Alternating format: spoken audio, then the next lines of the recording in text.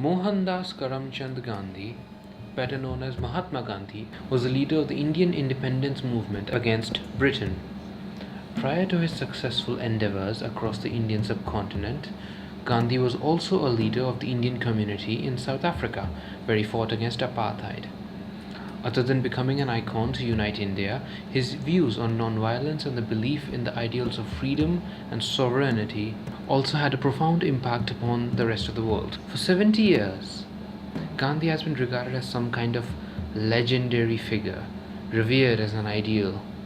In India particularly, the man is exalted almost to the status of a god or prophet. However, in recent years, there's been a global shift in political leanings and people's perspectives and opinions. Now there is a rising tide of neo-traditionalist, nationalist sentiments. Old ideas that were taken for granted after World War II are now being questioned, and this has put Gandhi's credentials into doubt. People want to have a more objective and real image of the man, rather than just an ideal which was altered and warped through time to fit the needs of people over the decades. Rather than being deeply motivated by feelings and emotions, I'd rather look at actual fact, evidence, and history. So, in this video, I want to objectively examine Gandhi and his beliefs in particular and know what kind of a man he really was. Now, all of this is easily available on the internet. This is all public knowledge, but most people don't think twice about it. Most people don't actually look into this because it's difficult to imagine that the history that you were taught in school is warped and skewed to favor one side over the other, and most people never really look past that. But even so, the truth is kind of uncomfortable, but we still need to look at it because the truth is important. Anyways, with that out of the way, let's begin. Okay, first and foremost, it is important to understand who Gandhi was.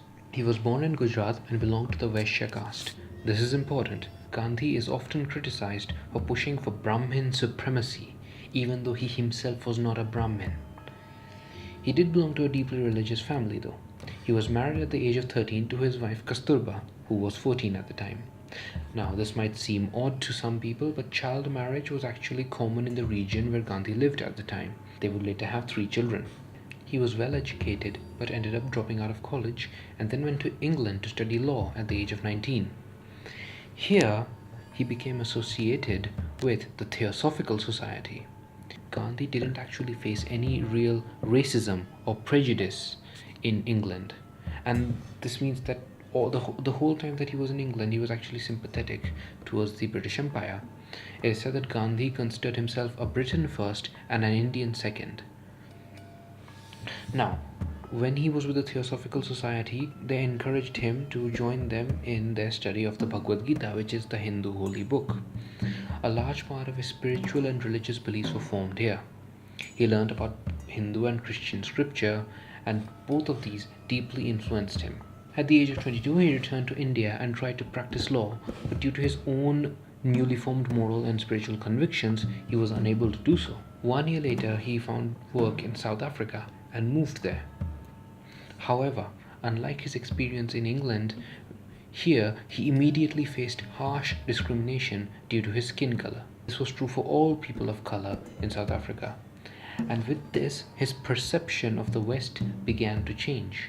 He began to question what the position of his people truly was under the British Empire. He faced all kinds of discriminations. After being thrown off a train, he decided that he would protest this. He brought the Indian community in South Africa together and founded the Natal Indian Congress. Naturally, this brought him a lot of criticism from Britishers and Europeans, and at times he was even physically attacked. Now, at this time, he was not fighting for freedom from British rule. He merely wanted equal rights for Indians within the British Empire. At the same time, he also felt that if Indians and blacks and other people of color wanted equal rights under the British, then they had to live as exemplary British citizens. So, despite being a pacifist, he decided to enlist in the British Army to help during the Boer War against the Dutch. He instead formed a group of stretch bearers. comprising of Indians and blacks. He thought this would make the British realize that Indians were willing to take the equal responsibilities of being equal citizens. He and 37 other Indians even received the Queen's South Africa Medal for their bravery. Later, he helped out again in the Zulu War. Unfortunately, the British position on Indians didn't change. Gandhi became disillusioned with the West and lost his desire to be a British loyalist. He then started various movements within the colony. This is where he nurtured his ideas of non-violence and protest. He returned to India, became a member of the Congress, and well, we know the rest. The rest is history. Right, so first and foremost, we must talk about his views on war and non-violence, since that's essentially what he's known for. He believed in non-violence against any and all living things. And there's no catch here, there's no exceptions. Full-fledged non-violence. Even though Gandhi is generally thought of as a Hindu philosopher, non-violence isn't actually a Hindu ideal.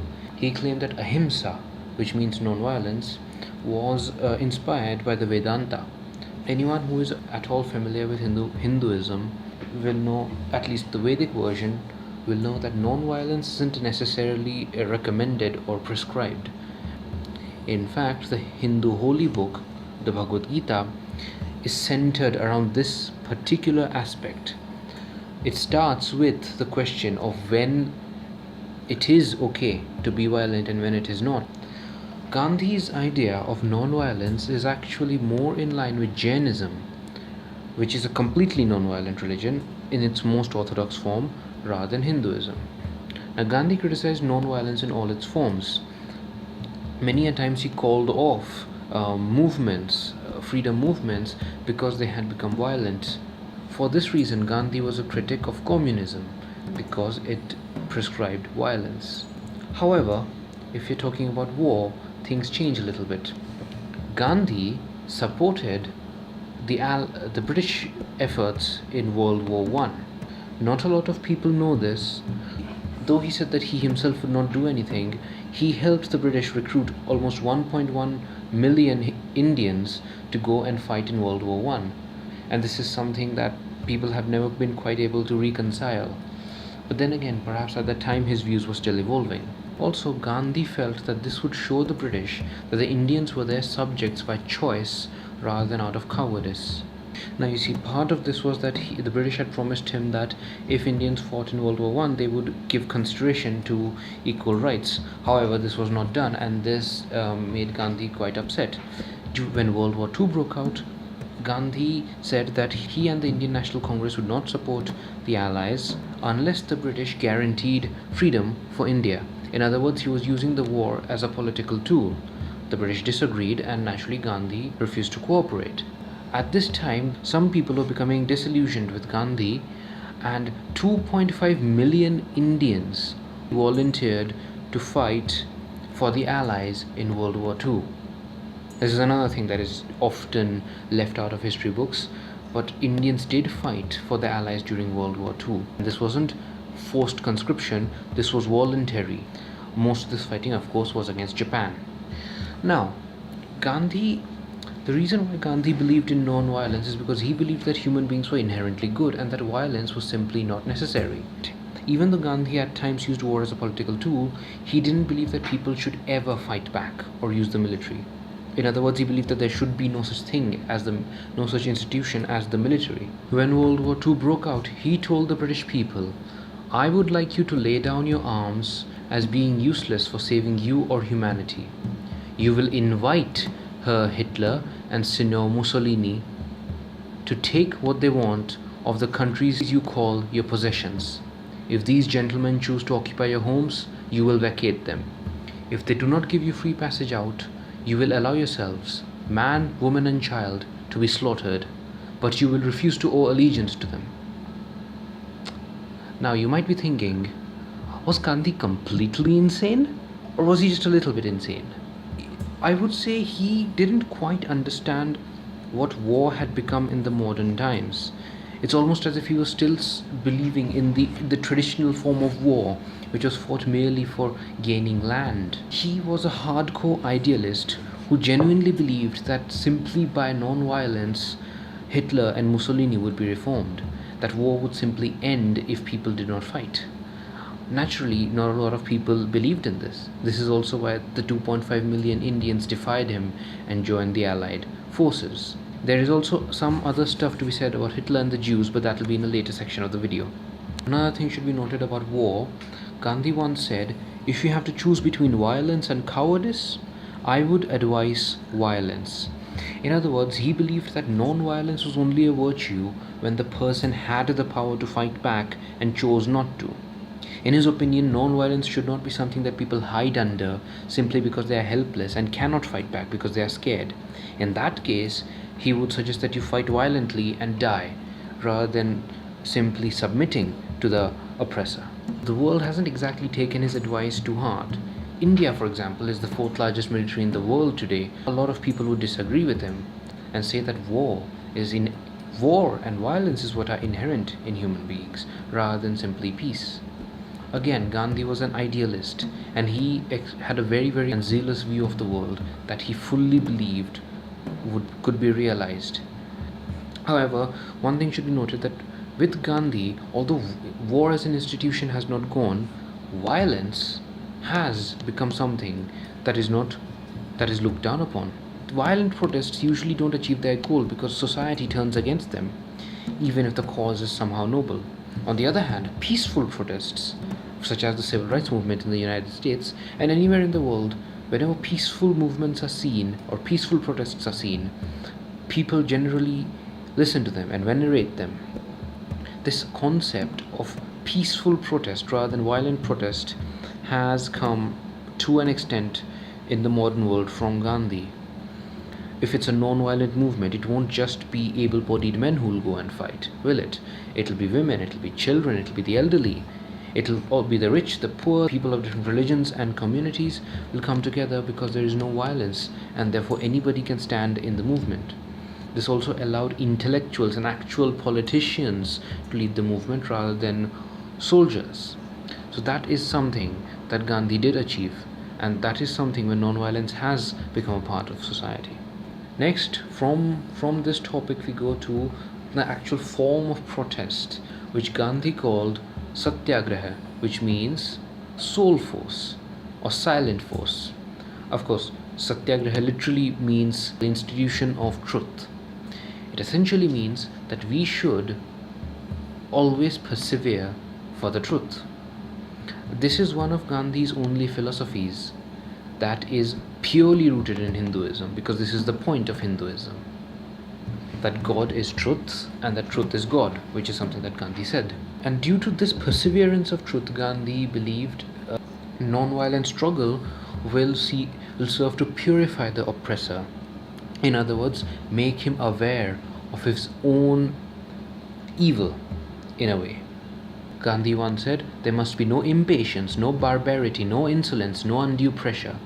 If we want to cultivate a true spirit of democracy, we cannot afford to be intolerant. Intolerance betrays want of faith in one's cause." On the other hand, this means that Gandhi believed in suffering and take as much suffering as would be meted out until one's goal is achieved. How much truth is there in this? We don't know, because we still settle our differences through war.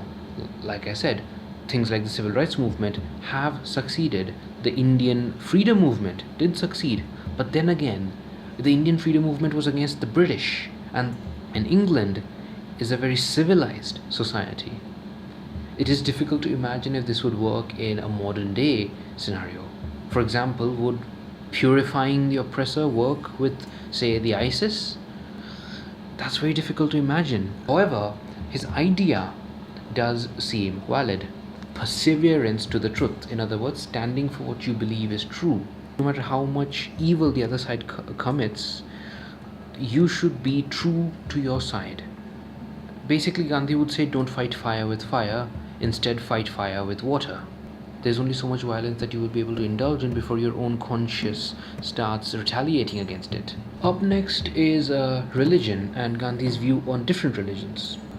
Now, Gandhi, as I have said, was a Hindu. He believed in what is called Advaita Hinduism. That he believed that the soul, the Atma, and God, Brahma, were identical. This is in contrast to Dvaita Hinduism, which literally means dual Hinduism, in which it is believed that the soul and God are two separate entities that must be reconciled. When it comes to religious lifestyle, Gandhi was what is called a brahmachari, which is essentially the highest virtue in Hinduism, which is basically the same as living a monastic lifestyle. In other words, he abstained from meat, alcohol, women. He was also celibate and had a very rigid and frugal and simple lifestyle. As for Buddhism, Jainism, and Sikhism, Gandhi simply believed that they were different sects of Hinduism itself. Now, of course, the leaders of these religions did disagree with him, but Gandhi simply accepted this as a difference of opinion. Gandhi was extremely sympathetic naturally towards Christians because he had been associated with a Theosophical society. His monastic beliefs and viewpoints also came from Christianity. However, Gandhi did not believe in the idea of conversion. In fact, Hinduism itself also doesn't believe in the idea of conversion. Gandhi did not believe that any religion was inferior to the other, and he was critical of the Christian missions in India. He asked them to stop criticizing Hinduism, and he was upset that they gave aid to the poor in exchange for converting to their faith. Gandhi believed that this was not in the true spirit of Christianity, and he wanted Christians to understand what the true essence of the teachings of Christ was. And he said this pretty much for all religions. He wanted people to understand the religion better and to understand what the true message of the religion was. It should also be noted that Christians themselves had a very high opinion of him because of his monastic lifestyle. Many Christians at the time also considered him to be a saint. Gandhi was fine with Islam. However, Gandhi's criticisms towards Islam were basically the same as our criticisms of Islam today, which is that he believed that Muslims get offended too easily. He said that Muslims should be open to criticism because it would help them become better, and they should definitely introspect and see and try to understand the true essence of their religion. Because he was non-violent, he disapproved of the fact that Muslims very often became violent if they felt that their religion had been insulted. Gandhi really wanted to unite the Hindus and Muslims of India, but of course Muhammad Ali Jinnah didn't allow it, and that is why we have Pakistan and Bangladesh. The reason why he didn't believe in conversion and asked people to understand the true essence of their religion is because he believed that all religions at their core taught the same message, but that they had become corrupted. Because of this view, Gandhi did not place a lot of importance in religious scriptures. He believed that all religious scriptures, including the Bible, the Quran, the Bhagavad Gita, and all the others, can be criticized and changed, and they should be, because after all, religious scriptures were written by human beings and therefore they could be wrong. In Hinduism, there was a concept called untouchability, the belief that people of so-called lower castes were impure and polluted and they should not be touched, and in some cases not even looked at. Gandhi rejected untouchability. He also encouraged inter-caste marriage because he believed that these were things that were against the true message of Hinduism.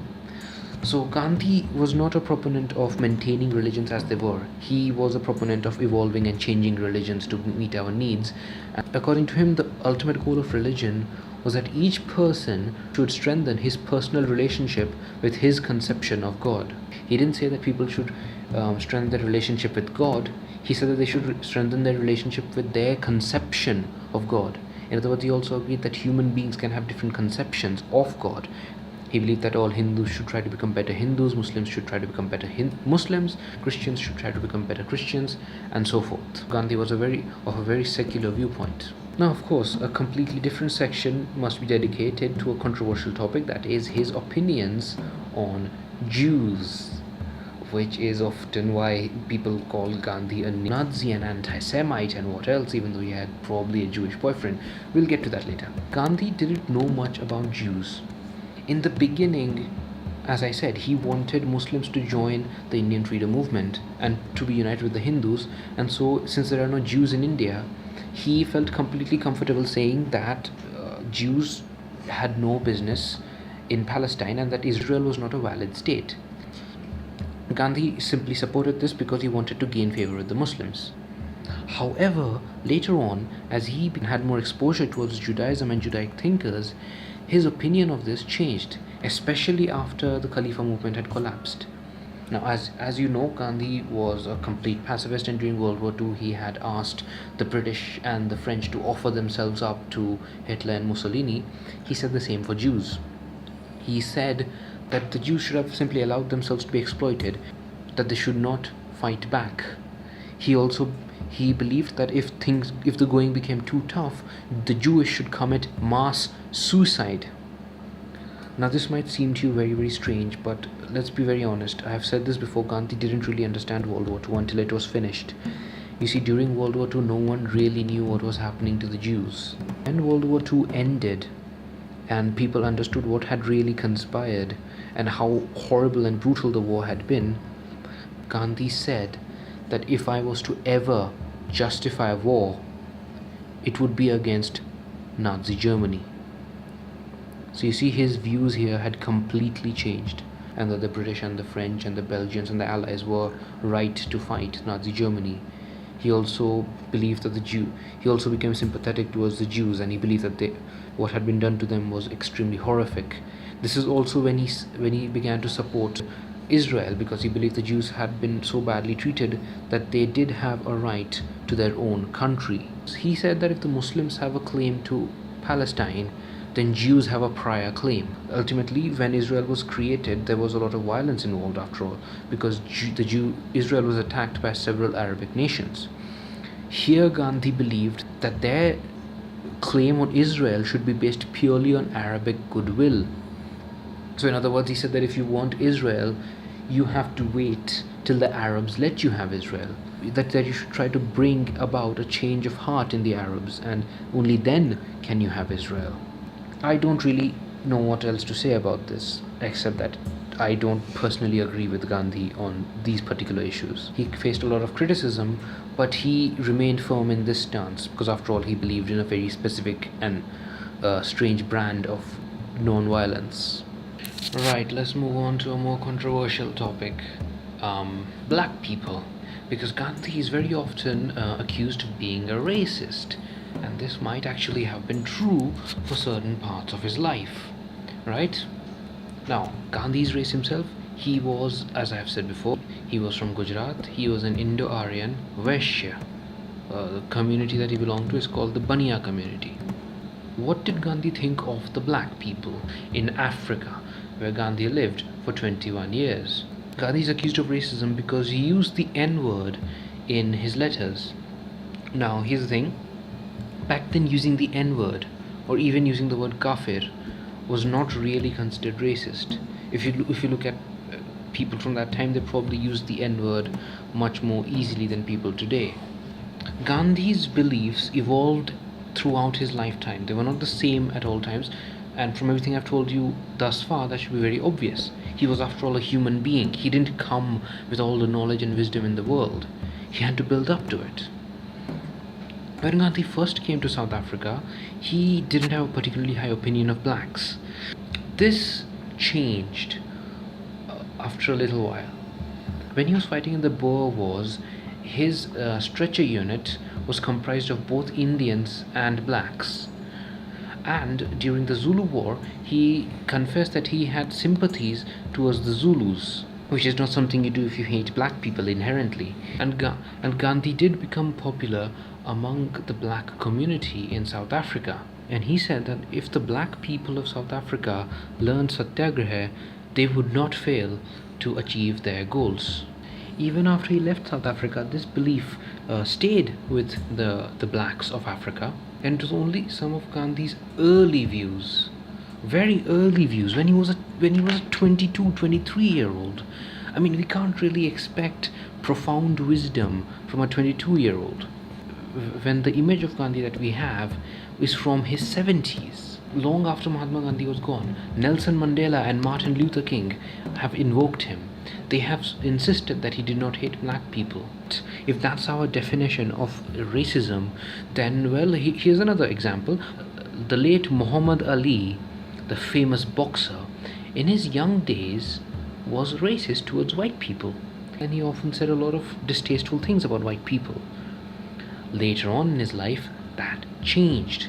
That's why we remember him as a great boxer, and we don't constantly call him a racist. Right, let's make this quick then, because I don't want to make this long. Next, women. What did Gandhi think of women? Gandhi wanted to empower women, right? But initially he did not let them join his movement, and this was a simple reason: he didn't want to be criticized for using women as shields. However, later on, a lot of women joined willingly his movement. They willingly went and protested. They faced beatings and they went to jail. This was essentially a display of female power in India's history, and Gandhi was probably quite happy. However, even though Gandhi believed in equality, he did not believe that men and women were exactly the same. That is to say, he did believe in traditional gender roles. So he believed that men and women had different roles that they were suited for, and he believed that men and women were complementary to each other. That doesn't mean Gandhi believed that women were incapable of doing anything or were less than men. After all, one of his closest aides was Sarojini Naidu, a poet. Next we come to economics. Now, I've already said that Gandhi didn't like communism and he didn't like Marxism. We've been through this because Marx advocated violence, right? When Gandhi first came to India, he condemned the Congress for being elitist. He said that here are sitting well-educated middle class and upper middle class men while the poor in this country suffer.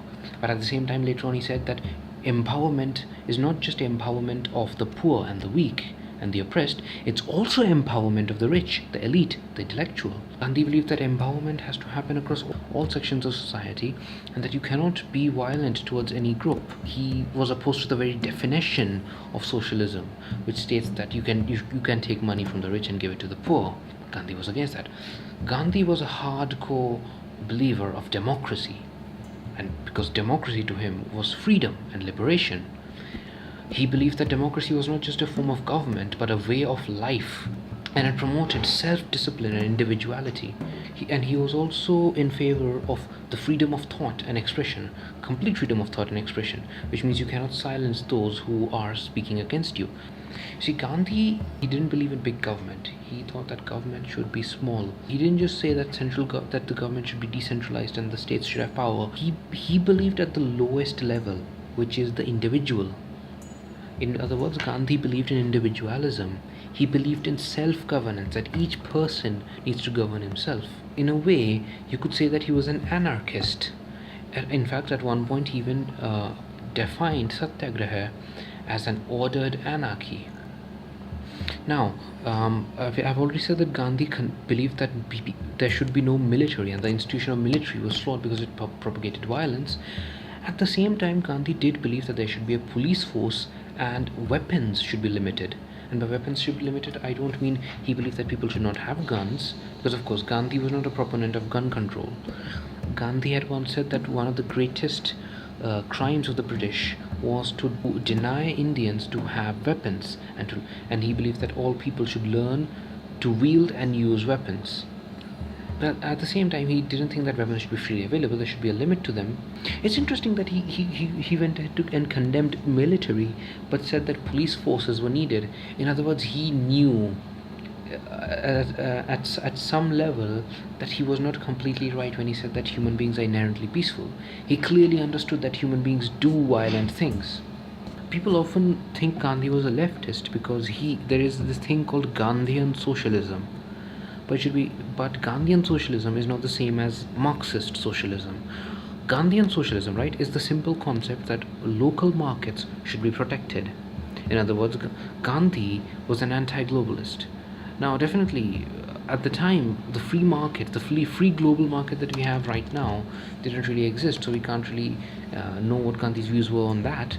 But at the very least, he believed that local markets can be endangered by large multinational corporations, and so they should be protected. When we say Gandhian socialism, what we mean is self-reliance. You know that wheel in the center of the Indian flag? That stands for the wheel in which Gandhi made his own clothes. self-reliance. Gandhi believed that each country should be completely self-reliant. Perhaps a free market economy can exist on a global level, but not globalization, as in where one country goes and basically pushes out and destroys the local markets of another country. Because, of course, he believed that if a country cannot be financially independent, can't be self-reliant, then it's never truly free. Was Gandhi in favor of capitalism? Of course, he did believe in capitalism, but he was against the materialistic aspect of capitalism.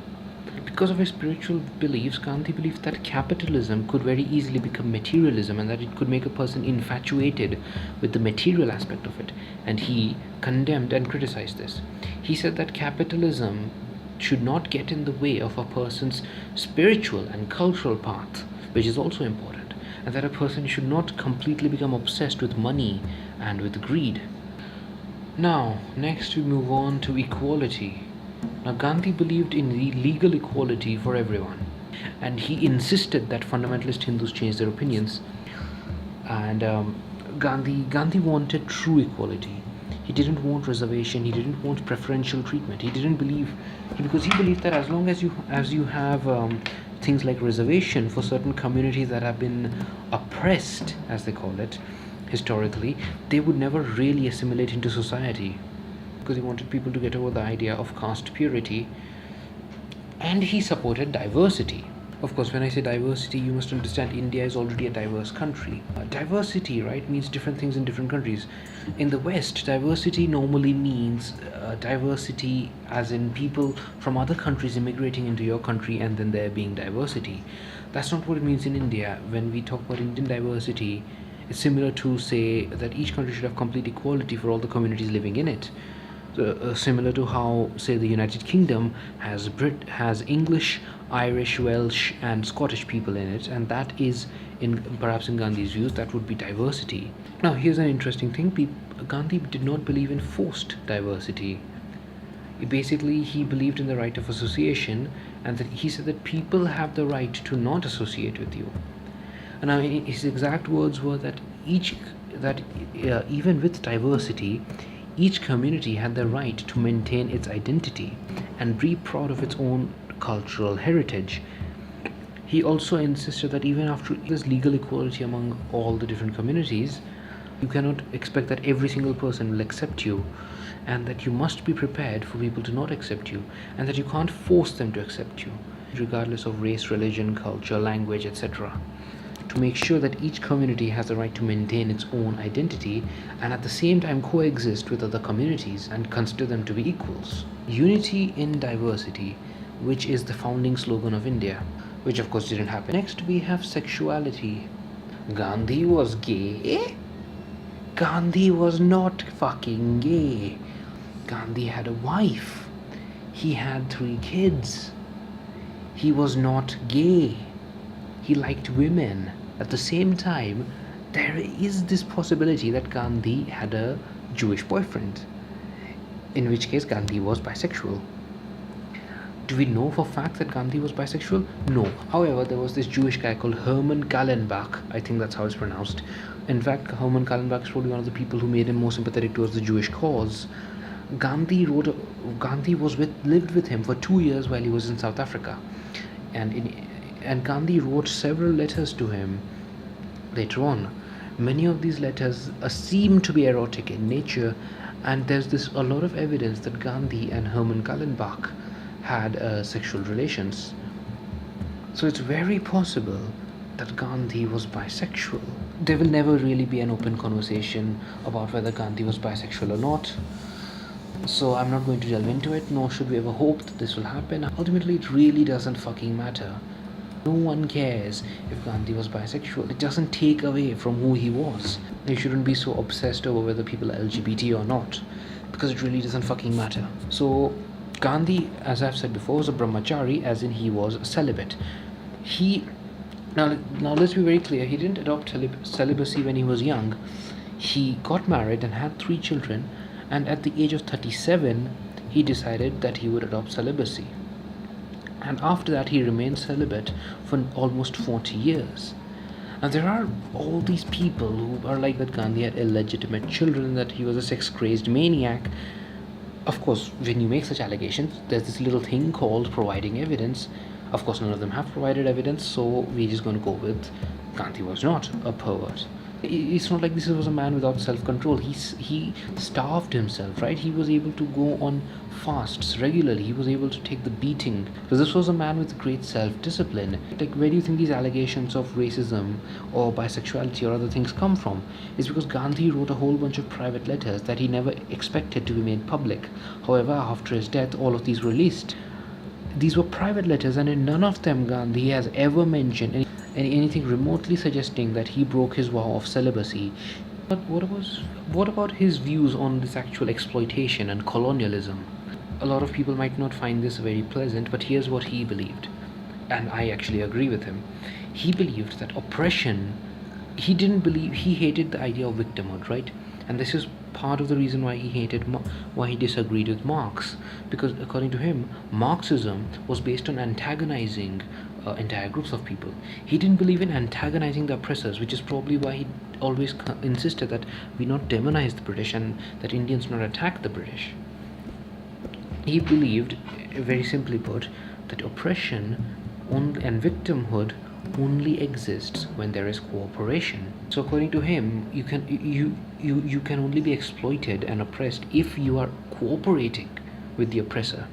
Now this might not make sense in the beginning, but remember how Gandhi said that if you have to choose between cowardice and violence, I would advise violence. In other words, according to Gandhi, there were two ways of dealing with oppression, right? If you are weaker than your oppressor, then you fight back. You will resist them and not submit to them. Now, on the other hand, if you were in the better position, for example, if you were not enslaved, if you were not weaker, and if you had, say, a strength in numbers, which is basically what India was, then you should refuse to cooperate. And that's why in India he did his whole non-cooperation movement. India was, to an extent, cooperating with the British. That's why we were colonized. Exploitation and oppression only exists when you cooperate with the oppressor. After Gandhi died, India was completely different from what Gandhi's vision of India had been. Nehru, our first dim-witted, inept prime minister who was most likely a pedophile, built a centralized, authoritarian, socialist dystopia which simply didn't work, and that continued. Along with that comes the brilliantly celebrated idiot that is B.R. Ambedkar. Now, criticism to B.R. Ambedkar is often considered casteist.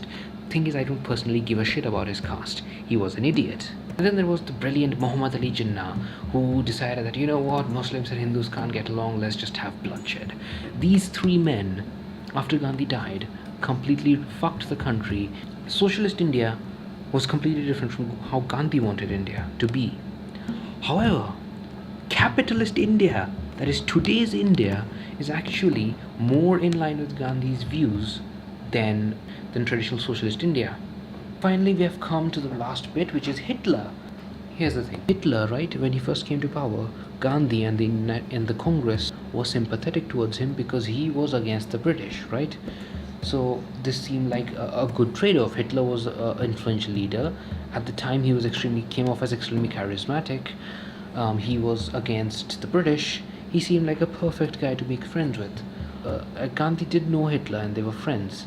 Not close friends, but friends.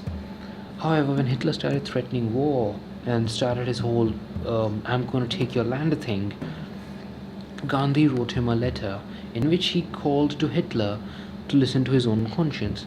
He referred to Hitler as a dear friend and asked him to reconsider his actions. He asked Hitler to stop the violence and to give up war. Hitler and Gandhi had been writing letters to each other, and Gandhi genuinely thought that, or at least hoped to, change Hitler's mind. People think that Hitler read this message and decided that he would go to war anyway. The reality is, the British didn't think it was appropriate to have this letter delivered to Hitler. So Hitler never actually got this letter. And later on, when Hitler started his war, both Gandhi and the Indian Congress dropped their support of him. Personally, I couldn't give a less of a shit because I don't like the guy anyways. But there's no point even discussing this because we don't know if Hitler would have changed his mind about war. So, what is our conclusion? Gandhi was a huge idealist, and he expected everyone else to be this kind of an idealist. In other words, he believed that his ideal society was the perfect one. This can come off as a little bit arrogant, but Gandhi was just a tiny bit self righteous and, as I've said, zealous. Let's be honest, he did have a lot of amazing views. He was not a big fan of silencing people because you didn't agree with what they said. He was not a big fan of socialism, cultural Marxism, and would probably not be a fan of how universities all around the world are more or less left wing. And that's just how he was, right? This is who he was. You don't have to get angry about it. Gandhi was a human being, right? Human beings are not perfect, and we don't have to change him and alter him to match our view of a perfect society, because Gandhi is not the icon for a perfect society. That whenever we have a new idea of what a good society looks like, we have to sort of invoke Gandhi. In fact, Gandhi at one point even said that I don't want to be remembered as some kind of cult leader or as some kind of prophet. I think it was Nehru who said that for generations to come, people will ask if such a man even existed. Of course, it's not like these things haven't existed in the past, but when we do find people who have lived in this way, for example, we often turn them into godlike figures, because it's a remarkable thing what such people stand for, and I will respect him for that. Anyways, so that has been a video about Gandhi. I don't know how long it'll be. Hopefully I'll be able to cut it enough to make it short enough that people will watch it. I don't want it to be an hour long video. I have this tendency to record videos at 4 a.m. and ramble on in a sleepy delirium, so I'm sorry for that. Please, now, if you enjoyed this video and would like more content like this, then please do subscribe to my channel and leave a like on this video. And I've been Ashton, and I'll see you again.